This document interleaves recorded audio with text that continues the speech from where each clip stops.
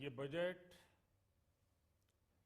100 साल की भयंकर आपदा के 100 साल की विकास का नया विश्वास लेकर आया है। ये बजट अर्थव्यवस्था को मजबूती देने के साथ ही सामान्य मानवी के लिए अनेक नए अवसर बनाएगा।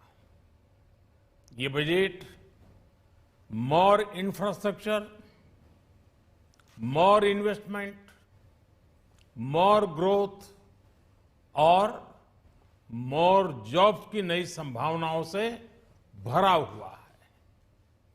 और एक नया क्षेत्र और खुला है और वो है ग्रीन जॉब्स का। ये बजट तत्कालीन आवश्यकताओं का भी समाधान करता है और देश के युवाओं के उज्जवल भविष्य को भी सुनिश्चित करता है। ये पिछले कुछ घंटों से देख रहा हूं जिस प्रकार से इस बजट का हर क्षेत्र में स्वागत हुआ है। सामान्य मानवी की जो सकारात्मक प्रतिक्रिया आई है उसने जनता जनार्दन की सेवा का हमारा उत्साह अनेक गुना बढ़ा दिया है। जीवन के हर क्षेत्र में आधुनिकता आए, टेक्नोलॉजी आए, जैसे किसान ड्रोन हो, वंदे भारत ट्रेन हो, डिजिटल करेंसी हो, बैंकिंग के क्षेत्र में डिजिटल यूनिट्स हो, 5G सर्विसेज का रोल आउट हो, नेशनल हेल्थ के लिए डिजिटल इकोसिस्टम हो। इनका लाभ हमारे युवा, हमारे मध्यम वर्ग, गरीब, दलित, पिछड़े, ये सभी वर्गों को मिलेगा।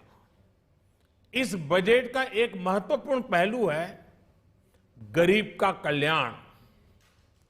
हर गरीब के पास पक्का घर हो, नल से जल आता हो, उसके पास शौचालय हो, गैस की सुविधा हो, इन सभी पर विशेष ध्यान दिया गया है।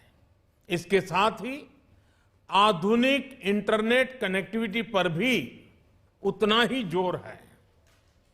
जो भारत के पहाड़ी क्षेत्र हैं, हिमालय का पूरा पट्टा, जहां जीवन आसान बने, वहां से पलायन ना हो, इसे ध्यान में रखते हुए भी नई घोषणा की गई है। हिमाचल, उत्तराखंड, जम्मू कश्मीर, नॉर्थ ईस्ट ऐसे क्षेत्रों के लिए पहली बार देश में पर्वतमाला योजना शुरू की जा रही है। ये योजना पहाड़ों पर ट्रांसपोर्टेशन और कनेक्टिविटी की आधुनिक व्यवस्था का निर्माण करेगी और इससे हमारे देश के जो सीमावर्ती गांव है, बॉर्डर के गांव है, जिसका वाइब्रेंट होना जरूरी है, जो देश की सिक्योरिटी के लिए भी आवश्यकता है, उसको भी बहुत बड़ी ताकत मिलेगी। भारत के कोटि कोटि जनों की आस्था मां गंगा की सफाई के साथ साथ किसानों के कल्याण के लिए एक महत्वपूर्ण कदम उठाया गया है। उत्तराखंड, उत्तर प्रदेश, झारखंड, बिहार, पश्चिम बंगाल, इन राज्यों में गंगा किनारे नेचुरल फार्मिंग को प्रोत्साहन दिया जाएगा। इससे मां गंगा की सफाई का जो अभियान है, उसमें मां गंगा को केमिकल मुक्त करने में भी बहुत बड़ी मदद मिलेगी। बजट के प्रावधान यह सुनिश्चित करने वाले हैं कि कृषि लाभप्रद हो, इसमें नए अवसर हो, नए एग्रीकल्चर स्टार्टअप्स को प्रोत्साहन देने के लिए विशेष फंड हो या फिर फूड प्रोसेसिंग उद्योग के लिए नया पैकेज। इससे किसानों की आय बढ़ाने में बहुत मदद मिलेगी।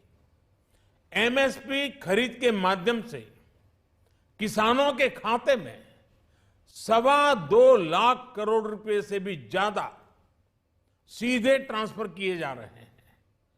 कोरोना काल में एमएसएमई यानी हमारे छोटे उद्योगों की मदद और उनकी सुरक्षा के लिए देश ने लगातार अनेक निर्णय लिए थे, अनेक प्रकार की मदद पहुंचाई थी।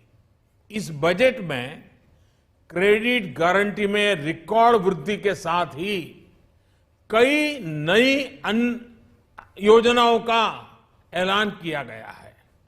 डिफेंस के कैपिटल बजट का 68% डोमेस्टिक इंडस्ट्री को रिजर्व करने का भी बड़ा लाभ भारत के एमएसएमई सेक्टर को मिलेगा। ये आत्मनिर्भरता की तरफ बहुत बड़ा मजबूत कदम है।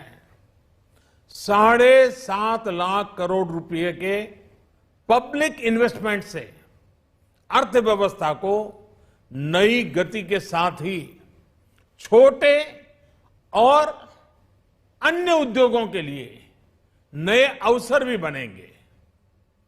मैं वित्त मंत्री निर्मला जी और उनकी पूरी टीम को इस पीपल फ्रेंडली और प्रोग्रेसिव बजट के लिए बहुत बहुत बधाई देता हूं। It's great to see you here. Thank you for watching our work. If you haven't subscribed yet, don't forget to click the bell icon and subscribe to Mojo Story and support independent, robust journalism.